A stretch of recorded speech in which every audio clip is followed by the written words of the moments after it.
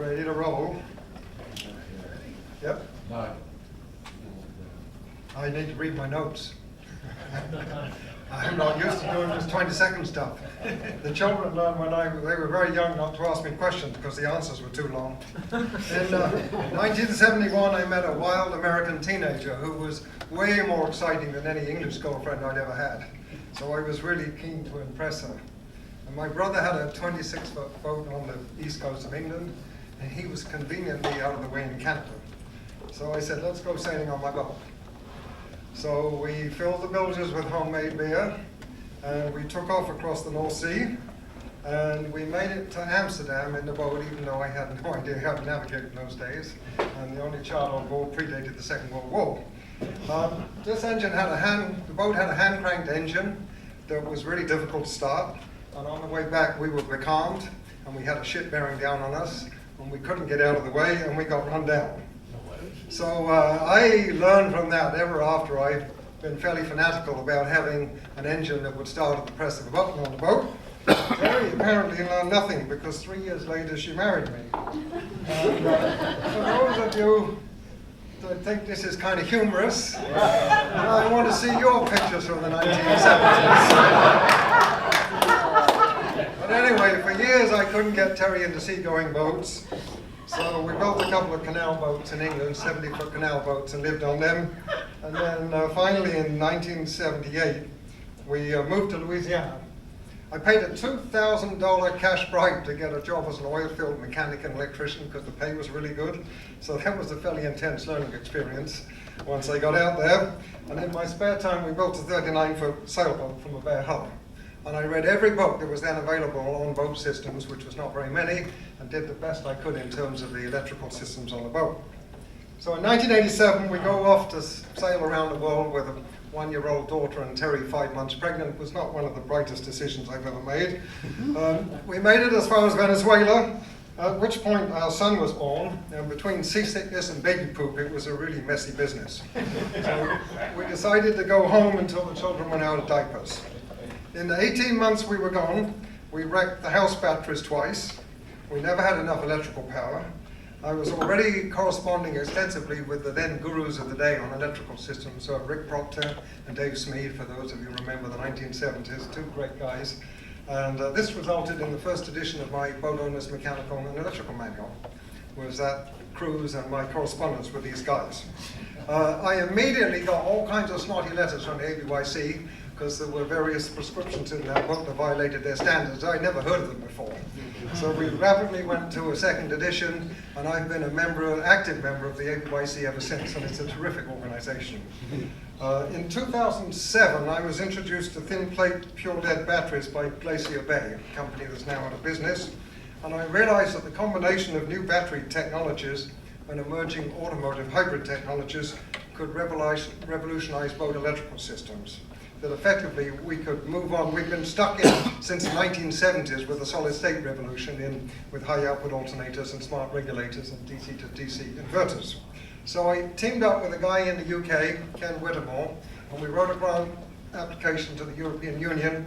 We got ourselves a $3 million grant to investigate the applicability of automotive hybrid technologies to the boat world. And then we got a follow-on grant from the UK government for another $1 million. And we basically proved it's really hard to beat the efficiency of a well-optimized diesel engine for propulsion purposes, which was not what anybody wanted to hear. But on the house side, we could see astonishing potential for improvements in energy efficiency with the existing technology. We're not into the stuff that Michael Reardon's dealing with. This is what we've got there right now. So I took these ideas to a large American corporation, and they bunged another $3 million into this over the last 4 years. And we've come up with a concept that's really simple, but the execution is really complex. And to describe this system, I'm going to have to introduce something called a fuel map. And for those of you that don't understand it, I don't have time to explain it, so you'll shit out of luck and you might as well go to sleep for the next 2 minutes. So what we have here is a graph which shows the full power curve for an engine, the propeller curve, and the amount of fuel that's burned per kilowatt hour of energy that you produce. It's like your electricity bill at home, except we're using amount of fuel instead of the price per kilowatt hour. And as you can see, the peak efficiency is here, and it's nowhere near the prop curve. So at no time when we're running the propeller are we loading the engine to peak efficiency. So any additional load we can put on here, like an alternator, actually improves the propulsion efficiency of the engine.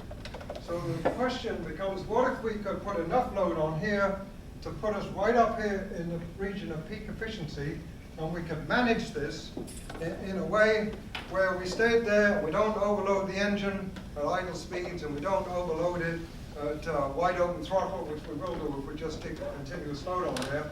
If we can develop a controller that would do these things, that would basically mimic the full power curve, the prop curve, the engine fuel map, and enable us to do this. So this is effectively what we've been working on for the last 10 years, and we have a controller now which is only possible with modern solid-state electronics and modern software tools and so on. We have 250,000 lines of code in this controller, where we take the load off here, we run it on the peak curve for the system, and we have actually an optimized curve. And all you have to do with our controller is input the peak power of the engine and the peak RPM, and then it draws all the curves, does the calculations, and then it runs the system, and then applies an electrical load to put us on the optimized curve for the system. And we finally got this thing ready. My job was to break it as often as I could for the last few years. We've now got here the fuel consumption of our system underway, around about 220, 30 grams per kilowatt hour of electricity generated, compared to a whole range of generators that Victron tested years ago. And even at their peak efficiency, we're way better. And on their average efficiency, we're 5 to 10 times as fuel efficient as a typical AC generator. So this system eliminates the need for a standalone generator. We're using the main engine to do 2 jobs. It dramatically improves generating efficiency. It considerably reduces the cost of power. We haven't gone into that. And it's got all kinds of other benefits, which I just ran out of time on that slide. So, as I said, I've not done it before. So what's not to like about this? We finally took this to market 2 weeks ago at the Southampton Boat Show, intending to do a soft launch and see what happened. And instead, we've been getting phone calls and emails, and the thing is kind of getting a little out of control, because we're certainly not big enough to handle this at the moment. But that's the technology. It's real technology. It's in the marketplace finally. It's taken us 10 years to get there, and about $10 million of other people's money. And I think it won't do what Michael's doing, but I think it's a great intermediate step in terms of improving efficiency on our boats and giving us more energy for our house loads, which we all want. And thank you.